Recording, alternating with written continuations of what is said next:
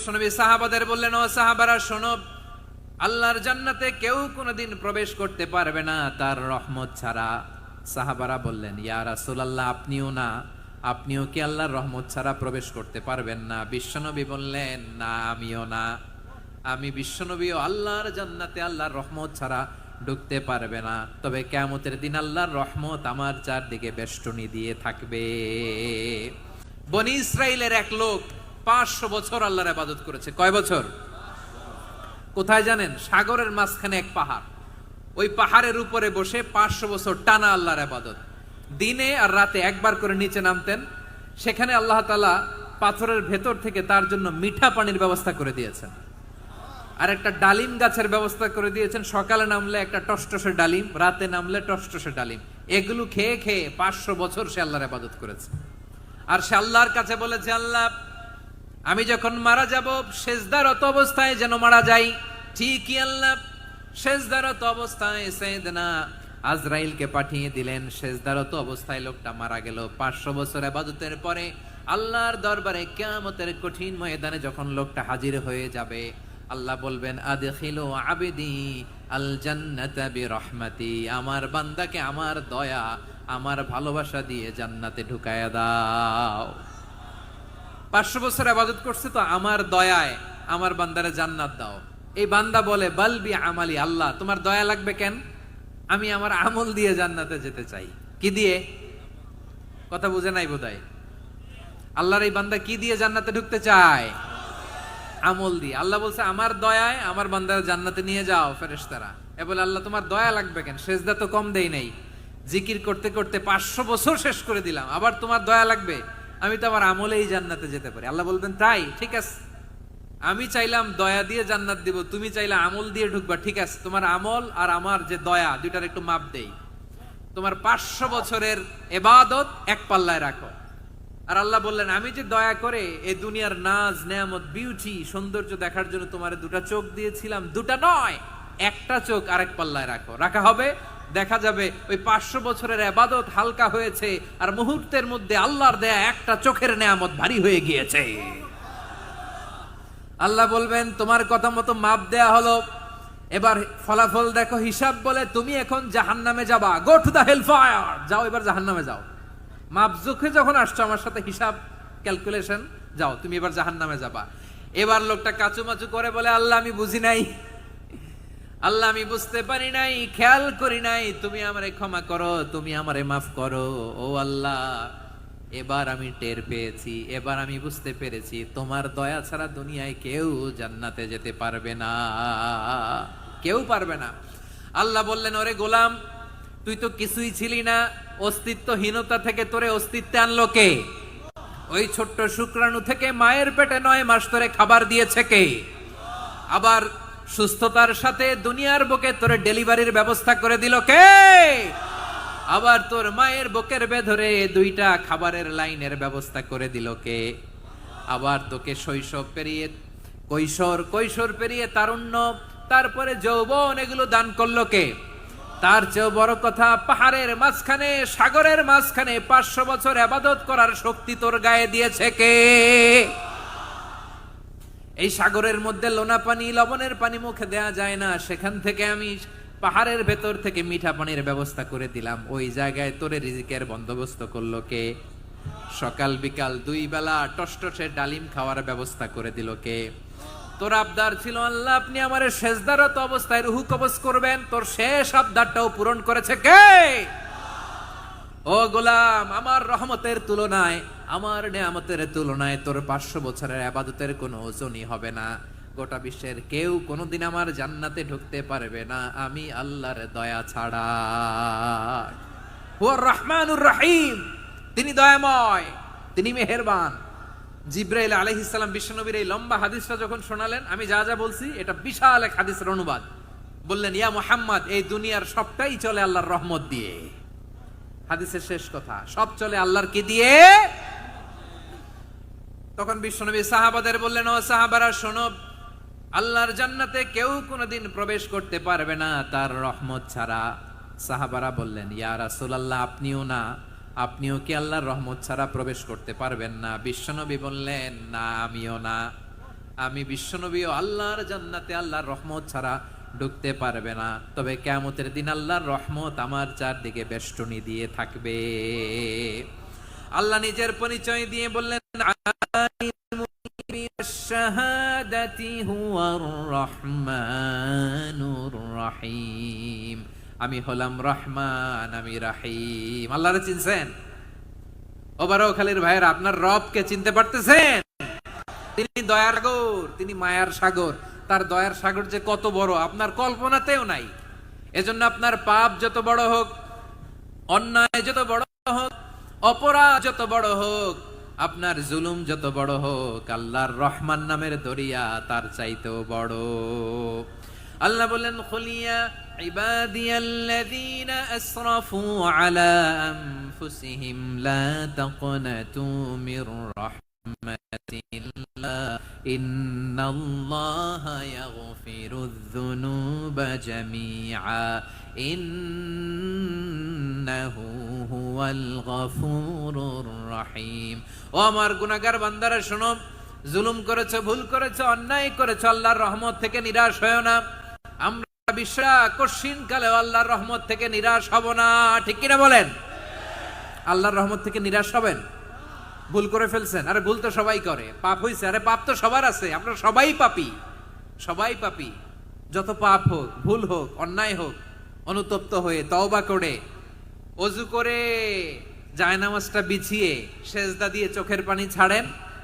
চোখের বেয়ে পড়া পানি আল্লাহর কাছে যে কত প্রিয়। অনুতপ্ত বান্দার চোখের পানির ফোঁটা তার চোখ বেয়ে, নাকের ডগা বেয়ে ড্রপ আগেই আল্লাহর ওই বান্দা সব গুনাহ মাফ করে দেয়। আল্লাহ বললেন, আমি রহমানুর রহিম, আমি দয়াময়, আমি মেহেরবান। এরপর আল্লাহ বললেন, হুয়াল্লাহুল্লাযী লা ইলাহা ইল্লা হুয়াল মালিকুল কুদ্দুসুস সালামুল মুমিন। ওয়াল্লাহুল্লাযী, তিনি এমন আল্লাহ, লা ইলাহা ইল্লাহু, তিনি ছাড়া কোনো ইলাহ নাই, আল মালিক, তিনি হলেন আল মালিক। দুইটা শেষ, আর রহমান আর রাহিম শেষ। এবার আল্লাহ 3 নাম্বার গুণবাচক নামের পরিচয় দিচ্ছেন। আল্লাহ বলছেন, আমি হচ্ছি আল মালিক। আমি কি? সম্রাট। আল মালিক মানে হচ্ছে the king, the king of kings, সব রাজার বড় রাজা, মহারাজা। তার চেয়ে বড় রাজা আর কেউ নাই, তার চেয়ে বড় সম্রাট আর কেউ নাই, তার চেয়ে বড় ক্ষমতাধর সত্তা মহাবিশ্বের নাই। চিৎকার করেন কিরা? তিনি আল মালিক। আল মালিক মানে ক্ষমতাধর, ক্ষমতার মালিক, রাজা ধীরাজ বাদশাহ। তার ক্ষমতা আর আমাদের ক্ষমতা একরকম নাকি?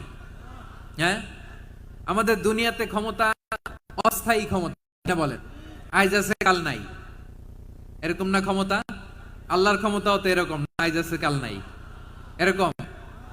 দুনিয়াতে দেখবেন কোন দেশের প্রেসিডেন্টের 4 বছরের ক্ষমতার মেয়াদ, কোন দেশে 5 বছরের। আল্লাহর কয় বছরের? 10 বছরের নাকি 20 বছর, 100 বছর। আল্লাহর ক্ষমতার মেয়াদ কতদিন বলেন? বুঝে থাকলে বলেন তো। চিরকাল তার ক্ষমতার মেয়াদ। চিল্লায় বলেন ঠিক কিনা? নিরঙ্কুশ ক্ষমতা, একচ্ছত্র ক্ষমতা বলতে বোঝায় এই ক্ষমতা একমাত্র আল্লাহরই আছে। আমাদের ক্ষমতার জন্য আমরা ডিপেন্ড করতে হয়, ওর ডিপেন্ড লাগে, ওই জনমত নেওয়া লাগে, ওই জনগণের কাছে যাওয়া লাগে, ভোট চাওয়া লাগে। এরা ভোট দিলে এরপরে আমরা আসবো, ঠিক কিনা? আবার জনগণ না চাইলে আমরা নাই। আল্লাহর ক্ষমতা কি এরকম? হ্যাঁ।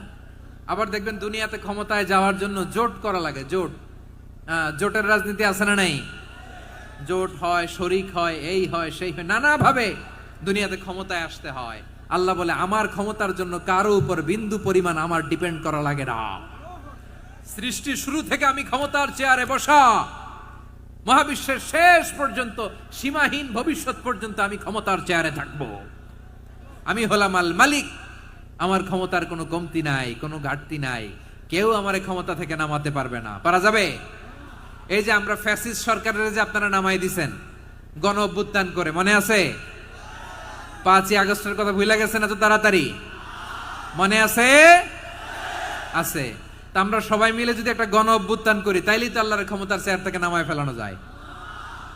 হ্যাঁ, যাবে না? পারবো না আমরা? কি বলে, পারা যাবে না? আচ্ছা, আমরা না হয় পারলাম না, জিন জাতি যদি আমাদের সাথে জয়েন করে, ম্যানকাইন্ডের সাথে জিনকাইন্ড, ইফ দে জয়েন আস, সবাই মিলে একটা গণ অভ্যুত্থান, রেভলিউশন, ডেমনস্ট্রেশন, প্রোটেস্ট, সবাই মিলে যদি একটা অভ্যুত্থান করি তাইলেই তো আল্লাহর ক্ষমতা শেষ। আওয়াজ করে বলেন, তাইলেই কি আল্লাহর ক্ষমতা শেষ হবে? এই যে বারোয়াখালীর ভাইয়েরা, এদিকে কি হচ্ছে আমি তো দেখতে পাচ্ছি, এরকম হলো কেন? তোমরা খালি বোতল ছুড়লা কেন দুই একজনের উপরে? হ্যাঁ, আমার দিকে তাকাও। প্রিয় ভাইয়েরা, শান্ত হন, আমার দিকে তাকান, আর অল্প কয়েক মিনিট আমার দিকে তাকান। কেউ কিছু ছুঁড়ে মারবেন না কারো দিকে, মেহরবানি করে আমার দিকে তাকান। তাহলে আমরা সবাই মিলে একটা গণ অভ্যুত্থান যদি করি, আল্লাহর ক্ষমতা থেকে নামানো যাবে? আল্লাহ বলেন না, আমি হলাম আল মালিক, আসল ক্ষমতার মালিক, the king of kings, the owner of ultimate power, the owner of ultimate authority, the owner of ultimate sovereignty. নিরঙ্কুশ একচ্ছত্র ক্ষমতার মালিক হচ্ছি আমি আল্লাহ।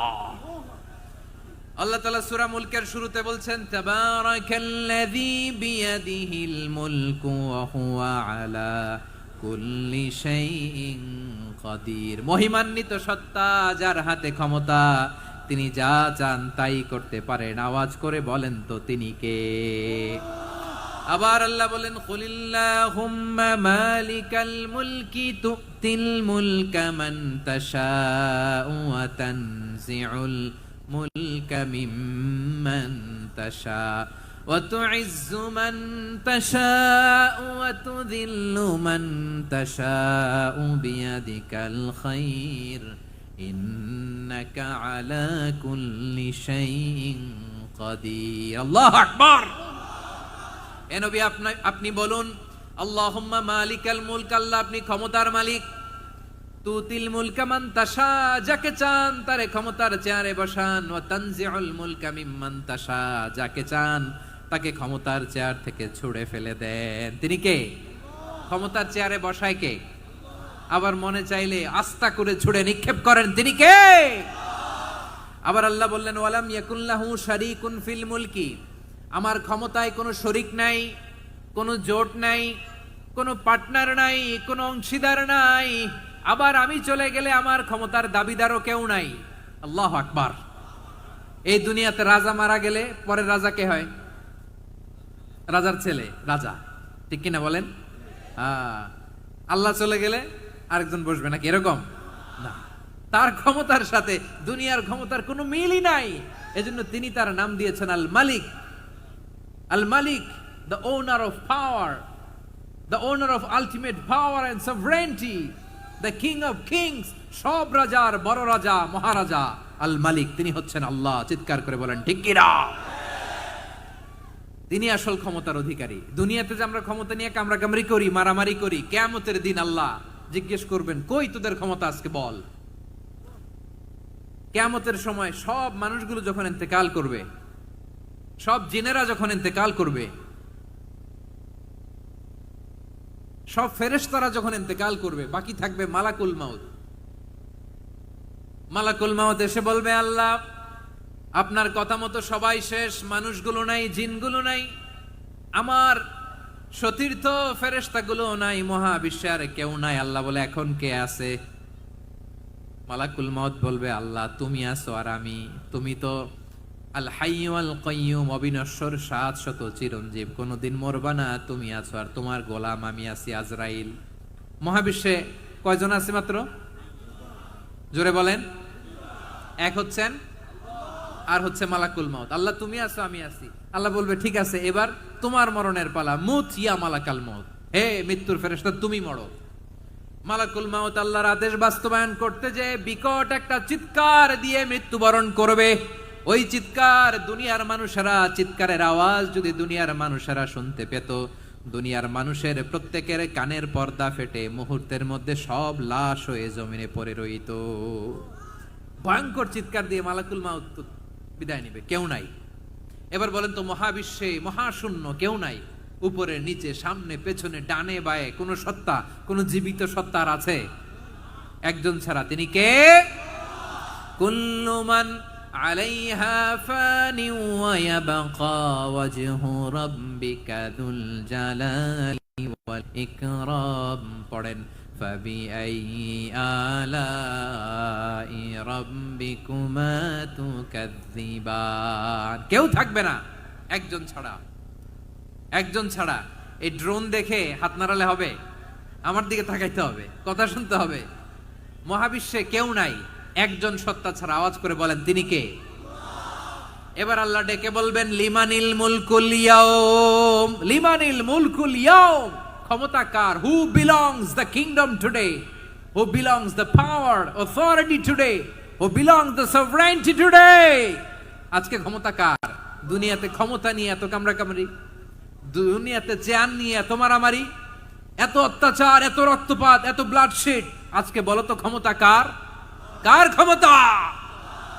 মহাশূন্যে কোনো আওয়াজ নাই, শুধু আমার রবই বলবেন লিমানিল মুলকুল ইয়াউম, আজকে ক্ষমতা কার?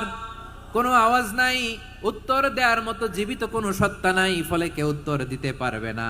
আল্লাহ নিজেই প্রশ্নের উত্তর দিয়ে বলবেন লিল্লাহিল ওয়াহিদিল কাহ্হার, একচ্ছত্র অধিপতি, ক্ষমতার মালিক আল্লাহ ছাড়া কারোর জন্য কোনো ক্ষমতা নাই। চিল্লায় বলেন ঠিক কি না?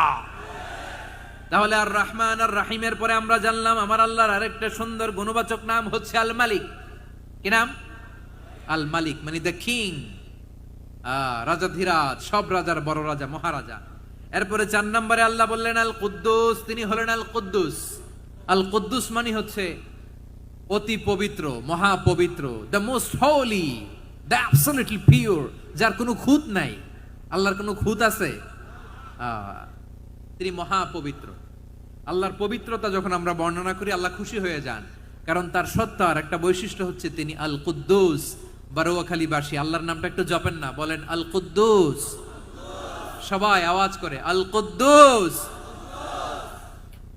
অতি পবিত্র, তার মধ্যে কোনো অপবিত্রতার ছিটে ফোঁটা নাই, মহাপবিত্র, the most pure, the most holy, অতি পবিত্র। ফেরেশতারা বলেছিল আল্লাহ আপনি মানুষ কেন বানাবেন? নাহনু নুসাব্বিহু বিহামদিকা ওয়া নুকদ্দিসু লাক, এই যে নুকদ্দিসু কুদ্দুস পাইছেন? তারা বলেছিল আল্লাহ মানুষ কেন বানাবেন? মারামারি করবে, আমরাই তো ভালো, আমরাই আপনার মহিমা বর্ণনা করি, আমরাই আপনার পবিত্রতা বর্ণনা করি। নুকদ্দিসু লাক তার মানে আল কুদ্দুস। আবার আমার নবী বিশ্ব নবী যখন সিজদায় লুটিয়ে পড়তেন, আম্মা জানা এসে বলেন আমরা তো সিজদার মধ্যে সুবহান রাব্বিয়াল আলা বলেই শেষ, কিন্তু বিশ্বনবী তাহাজ্জুদের নামাজে, নফল নামাজে, সুন্নত নামাজে 3 বার সুবহানা রাব্বিয়াল আলা তাসবিহ পড়ার পরে তিনি পড়তেন সুবহুন কুদ্দুসুন রাব্বুল মালাইকাতি ওয়ার রূহ। সুবহ কুদ্দুস রব্বুল মালাইকাতি ওয়ার রূহ। সিজদায় লুটিয়ে পড়ে বিশ্বনবী এই দোয়াটা পড়তেন। নফল নামাজে, সুন্নাত নামাজে কিংবা তাহাজ্জুদের নামাজে সুবহান রাব্বিয়াল আলার পরে কি পড়তেন? সুবহুন। আওয়াজ করে বলেন সুবহুন কুদ্দুসুন রব্বুল মালাইকাতি ওয়ার রূহ। মানে আল্লাহ আপনি প্রশংসিত, আল্লাহ আপনি অতি পবিত্র, আপনি সব ফেরেশতা কুলের রব, ফেরেশতাদের সরদার জিব্রাইলের রব। সুবহানাল্লাহ। আজকে থেকে পড়বেন সিজদায়? হ্যাঁ, বারোখালীবাসী পড়বেন নাকি? হুজুর নামাজে তো পড়ি না। হ্যাঁ, এরকম নফল নামাজে, তাহাজ্জুদের নামাজে, সুন্নত নামাজে সিজদার যে তাসবিহ সুবহান রাব্বিয়াল আলা 3 বার পড়ার পরে আমার ভাইরা, মহিলা প্যান্ডেলে আমার যে মায়েরা বোনেরা আছে, আজকে তো রেকর্ড হয়ে যাবে, কালকেই ভিডিও পেয়ে যাবেন। 3 বার সুবহান রাব্বিয়াল আলা পড়ার পরে পড়বেন সুবহুন কুদ্দুসুন রব্বুল মালাইকাতি ওয়ার রূহ। পড়বেন তো ইনশাআল্লাহ? আবার বিশ্বনবী বলেন ইন্নাল্লাহা তাইয়্যিব লা ইয়াকবালু ইল্লা তাইয়্যিবা। আল্লাহ পবিত্র, পবিত্রতা ছাড়া তিনি কিছু গ্রহণ করেন না, অপবিত্র কোনো কিছু আল্লাহ গ্রহণ করে না।